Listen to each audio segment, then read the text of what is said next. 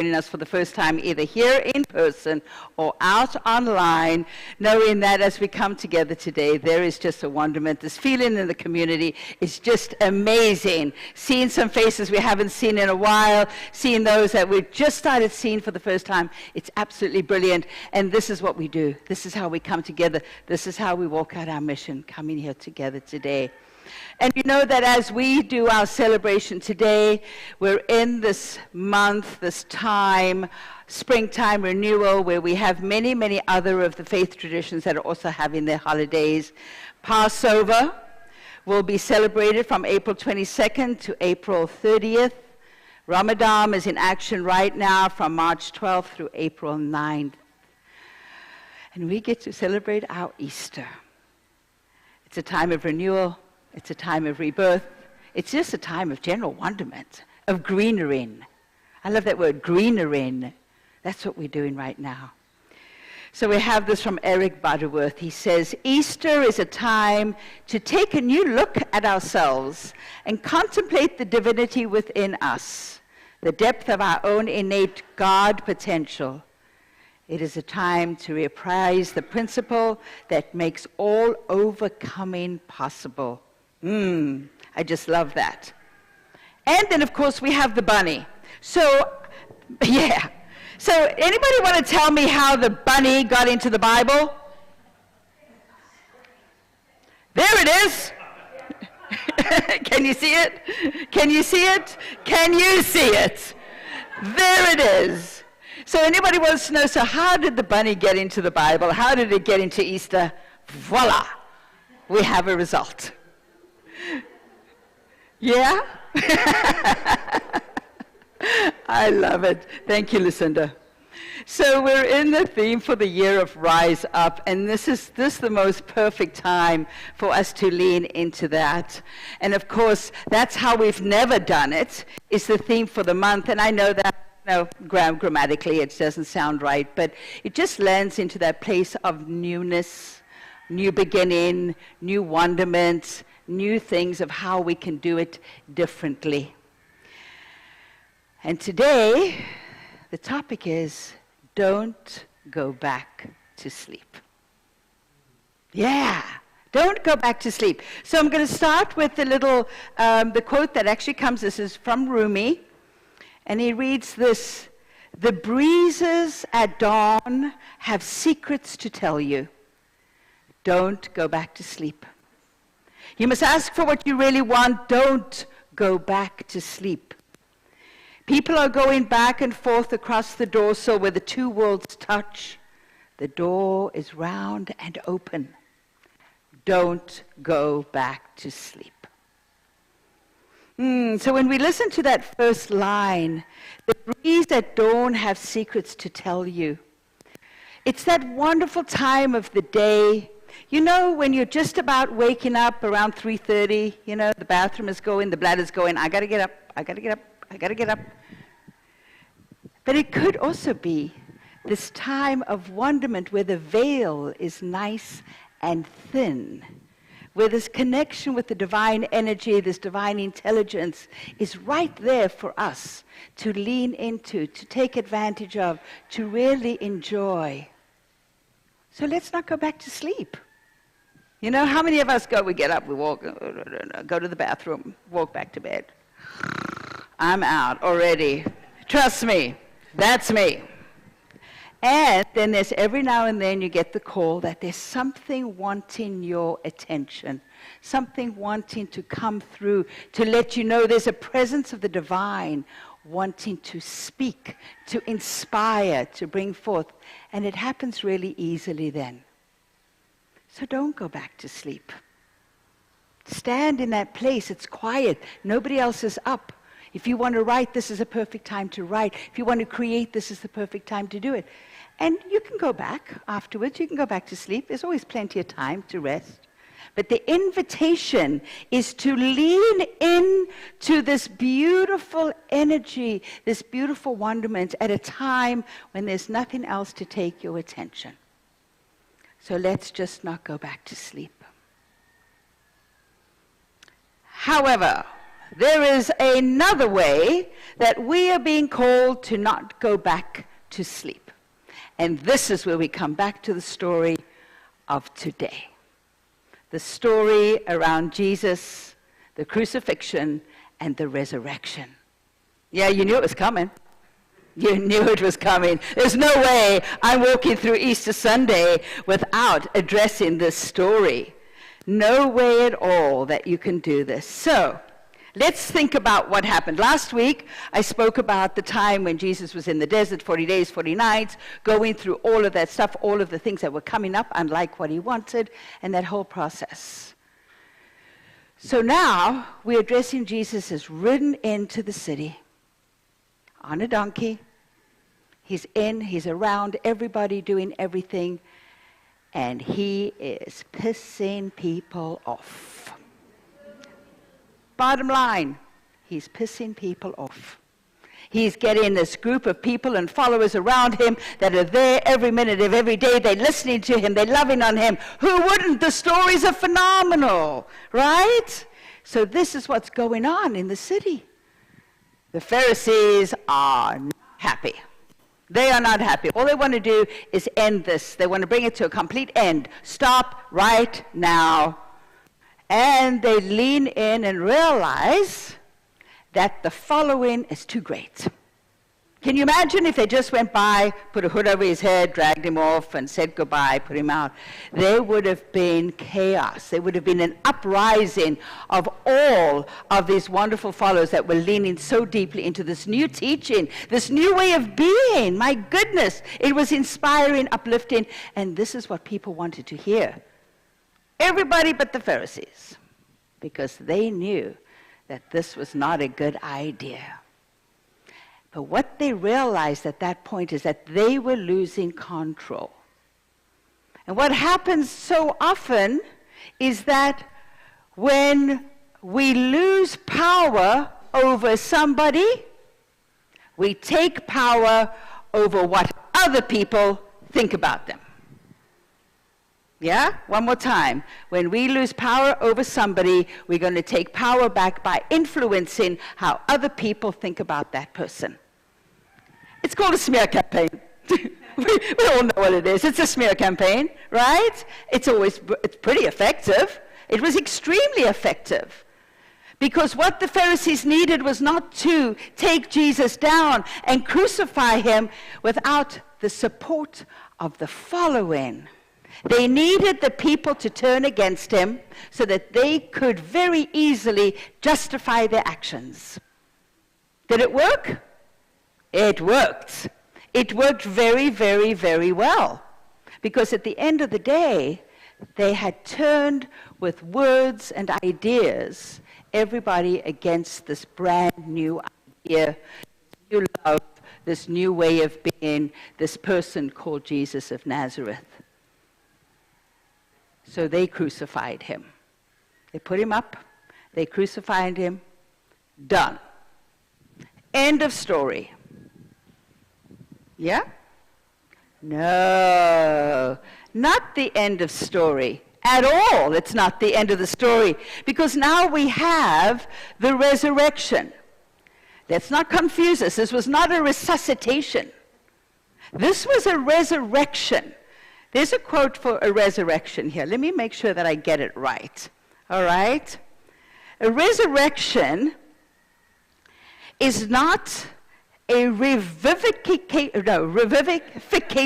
There's an F in there. A revivification of an old life. It's about a whole new kind of life entirely. So we're not looking at a resuscitation, we're looking at a resurrection. And as this resurrection happened, the Pharisees lost. Their control literally went out with this idea that they could kill love. Yay! Absolutely.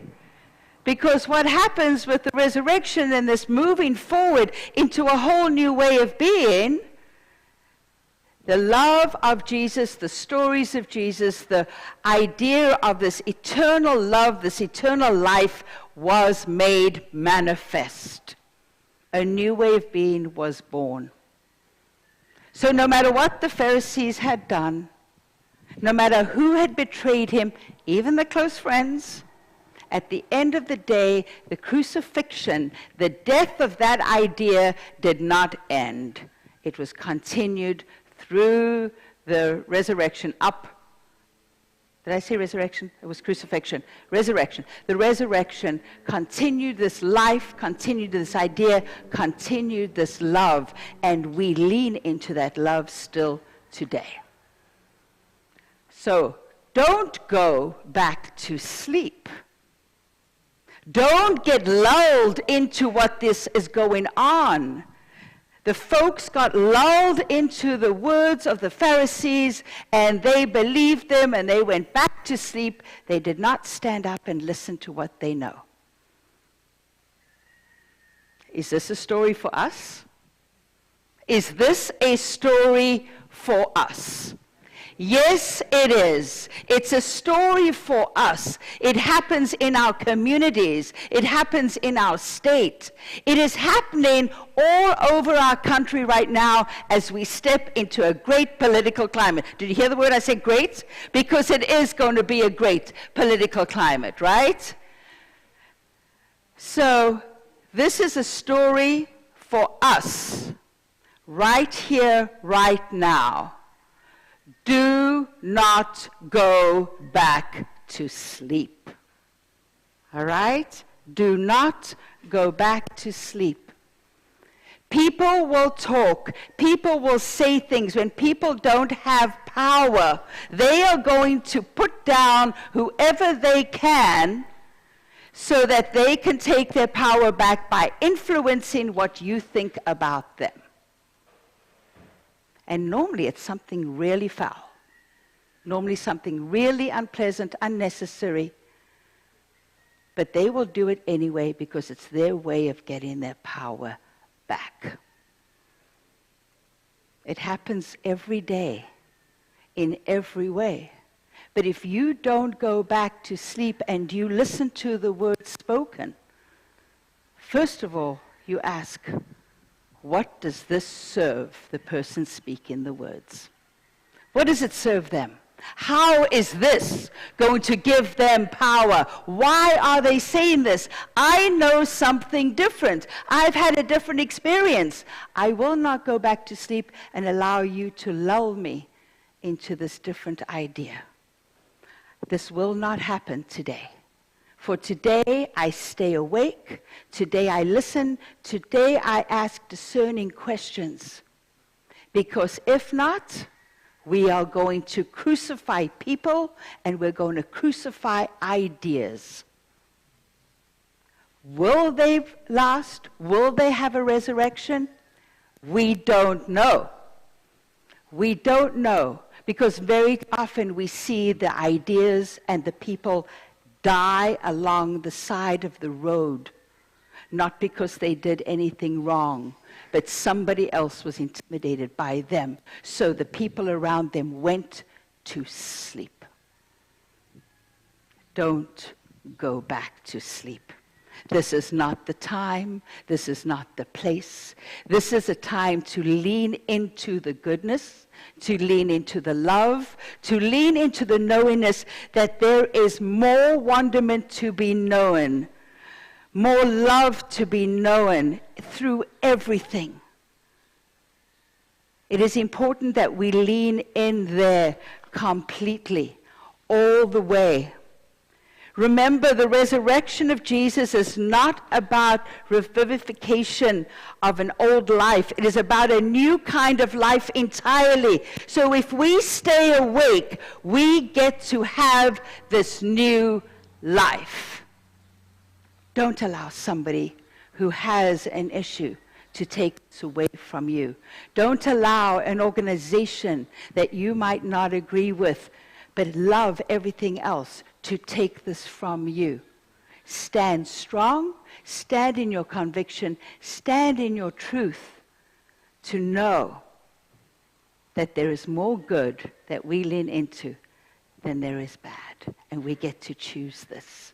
So what do we do instead? We raise and we praise. I remember my mama saying, if you didn't have something good to say, shut your mouth. Yeah. Actually, she said, don't say anything at all. But shut your mouth is way more powerful. If you feel so small and intimidated that your only power is to take somebody else down, let's find a different way of doing this. Let's raise and praise each other for our joy, for our wonderment, for our differences, for our individuality, for our thoughts, for our ideas. Because when we bring them together and we raise and praise them, guess what we create? A brand new way of being in the world. And this is what we need right now. So don't go back to sleep. All right, so in closing, I have a nice word from Dr. Ernest Holmes about Jesus. Did you guys get the message? Stay awake. Stay awake. Stay awake.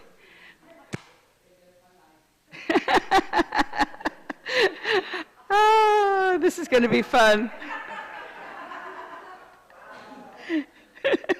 It's all good. You can still hear me, right? Perfect. Perfect timing. All right. So this is from Dr. Ernest Holmes. Jesus was either the great exception or the great example. If he were the great exception, there is little we can do other than admire the spiritual attitude from which he spoke. If he were the great example, we should follow his teaching and seek to make it practical in our everyday living. We shall not understand his teaching unless we keep in mind that he was placing himself in a relationship towards God that all humans should assume. He was demonstrating to those of his day that there was a spiritual power which we may use. In no way did he intimate that God gave him a power that is withheld from others. He said, "What I should do, you do also, and greater things than this shall you do." It is indeed a good thing for us to reevaluate, reemphasize the whole teachings of this mastermind individually and collectively. It sounds like a great idea to me. I am the light of the world. Jesus was not referring to his human personality, but to the principle inherent in every human being. They who follow this inner principle shall have the light of life, for this principle is life. And so it is. All right, let's take it to prayer. So we just take this beautiful deep breath in, recognizing and knowing in this place and time that there's only one power, one presence, one universal creative mind that I call God. Knowing that God is all there is, all that is seen, all that is unseen, omnipotent and omnipresent, ever creating, supplying, supporting, sustaining, and maintaining every single expression, and I know that I am one with it. I know that we're all one with it right here, right now, as it has its way with us. So I recognize and know that as we walk our path, that we walk our paths wide awake, seeing the world for its truth, seeing the love and the beauty in every single person, recognizing and knowing that there is no one's eyes that you can look into that God does not love. We know this, we lean in, and we walk this path. We walk it and we raise and praise those around us, for we lean into the knowingness that there is only one, and we are all one in it, as it, of it. And so I know that this is the truth for us. And so I know that today, as we honor and bless this new way of being, that we recognize our own rebirth, our own newness, our own regreenering, for it is good. So I just release this prayer knowing that it is so, and we can claim it by saying, And so it is.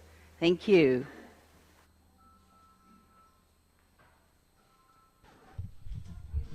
There are 9